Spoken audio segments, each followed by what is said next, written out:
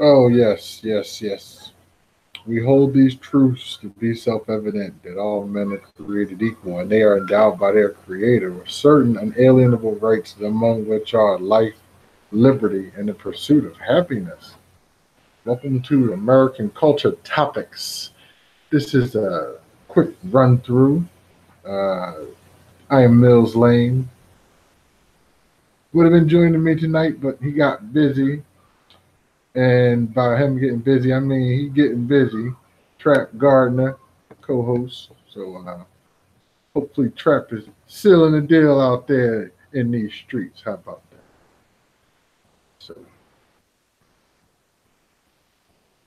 I think the best thing to do is try to break down what the discussion would be tonight. Tonight's discussion. Senator Kamala Harris announced that she is running for president. That means she's attempting to win the Democratic primary. That's going to be held, sometime next year. Well, you just get yourself started sometime next year in 2020. So the best thing to do now is to make the announcement, start getting that money together, and get as much money as possible, so that she can win this upcoming election. So, quick background: um, she she's of course married. Uh, she was born in 1964, so um, and she's currently serving as senator in the state of California. I quickly say she's married. She has a husband. I forgot his name, but he's a white guy. Uh, you know, so they are a couple. His name is Douglas. So they've been married since 2014. So it's going to be interesting. This is the first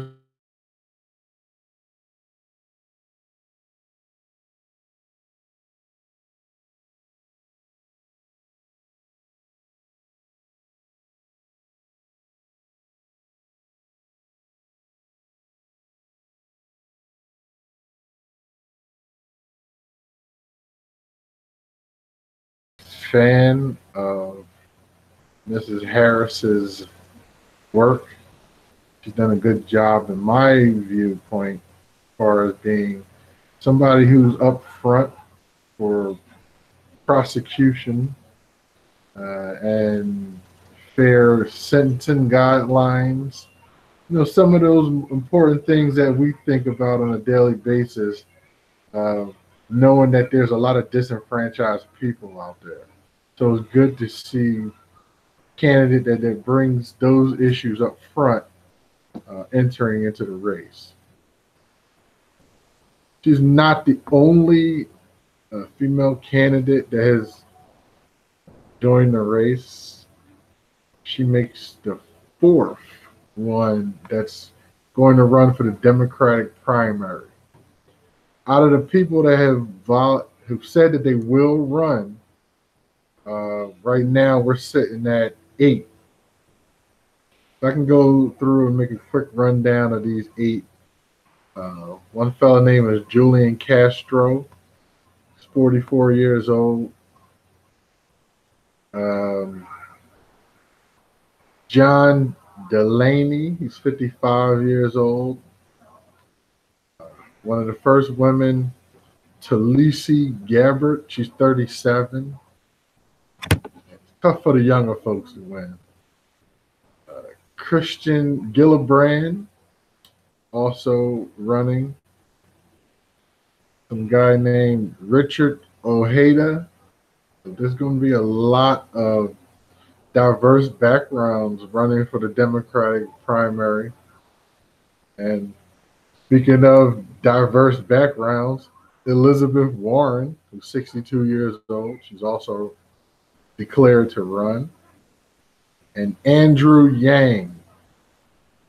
Yes, so like I said, you can run the gambit there. There's black, white, um, Hispanic, and some possible Asian descent in the candidates that have decided to run thus far. Other potential candidates can be Cory Booker, he's all but certain. He's one of the all but certains, and a guy named John Hickenlooper, which is somebody who, yeah, I mean, like I said, 66 years old. These are all Democratic primary possibilities, but no one is that I'm aware of is yet to challenge Trump on the Republican side just yet. But that could still be a possibility, but he is the incumbent. Chances are slim. We haven't heard from candidates like Joe Biden or Bernie Sanders yet. And so, and so far so good on this. I haven't heard that Hillary Clinton wants to run.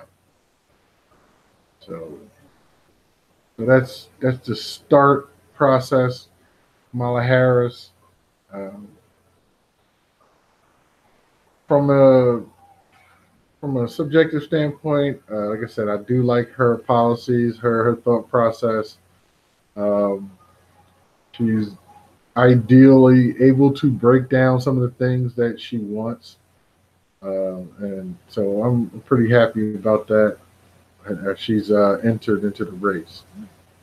Other than that, other than her, I don't have a clear favorite, but I will take my time as a good American to do the due diligence to break down and understand just who should run against Trump for 2020 presidential election.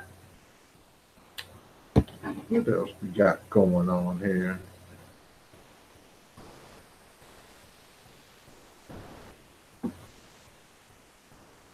I don't want to talk about nothing else right now. I think this is the topic that I just wanted to bring up. Kamala Harris entering the presidential nomination campaign, and like I said, I think the best thing she should focus on now is seeing how many more people are eager to see this, like myself, how much funds can be raised. Pretty much have a good year to raise money, because money is going to be important in the campaigns in America. I think you can have a grassroots campaign where you don't have to spend a lot of money, but it takes a lot of, I'll say, doing things that are outside of the ordinary. And if you can garner media attention without spending money, then you could potentially have a shot without needing money. But as far as the way things go, if you're not shocking to where the media has to keep an eye on what you're doing at all times, i.e. what happened with Trump, then you're going to have to spend some money. You're going to have to campaign. You have to resonate with middle America. Seeing as how she's from California, she probably would do good on blue states. But when you start getting into middle America, that's when changes happen, challenges will occur. So, with all that being said, thanks for joining, and we're here to answer any questions. If you have any, you can always reach me at paypal.me/Millz Lane, and thanks for joining.